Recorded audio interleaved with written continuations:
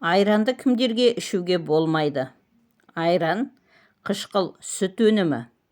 Егер сіздің асқазаныңызда қышқыл көп бөлінетін болса, мысалы гастриттің гиперацидті түрі, айран шырышты қабатта тітіркендіріп, қыжылды күшейтіп, ауруды асқындырады.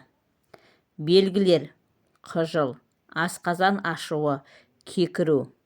Асқазан жарасы барларға. Асқазан мен 12 ересек жарасы кезінде айран асқазанды қажайды. Жараның жазылуын қиындатады. Дәрігерлердің кеңесі бойынша бұл кезде тек бейтарап не сілтілі өнімдер ұсынылады. Бауыр мен өт қабы ауруы кезінде айран кейде өт айдаушы әсер береді, бірақ өт жолында тас бітелу не созылмалы қабыну болса, бұл ауруды қоздыруы мүмкін. Бүйрек ауруы бар адамдарға дәрігер рұқсат етпесе, мөлшерін шектеу керек.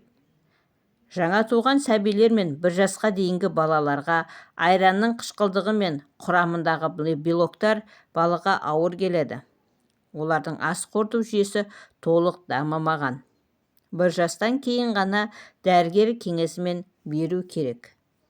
Антибиотик ішіп жүрген кезде айран ішіндегі пайдалы бактериялар антибиотикпен жойылып кетеді. Сонымен қатар кейбір антибиотиктер айранмен бірге ішілсе, әсері төмендейді. Кеңес: антибиотиктен соң кемінде 2 сағаттан кейін ішкен дұрыс. Қашан және қалай ішу керек? Аш қарынға емес, жеңіл тамақтан соң, бөлме температурасында. Міне, құрметті көрермендер, осымен видеомыз аяқталды. Егер видеомызды пайдалы болды деп тапсаңыздар, арнаға тіркеліп, лайк басып, пікір қалдырып, қоңыраушаны баса кетуді ұмытпаңыздар. Сіздердің болмашы оп-оңай ғана әрекеттеріңіз біз үшін өте маңызды. Келесі видеода кездескенше аман сау болыңыздар. Ақпаратымыз пайдаларыңызға жарасын.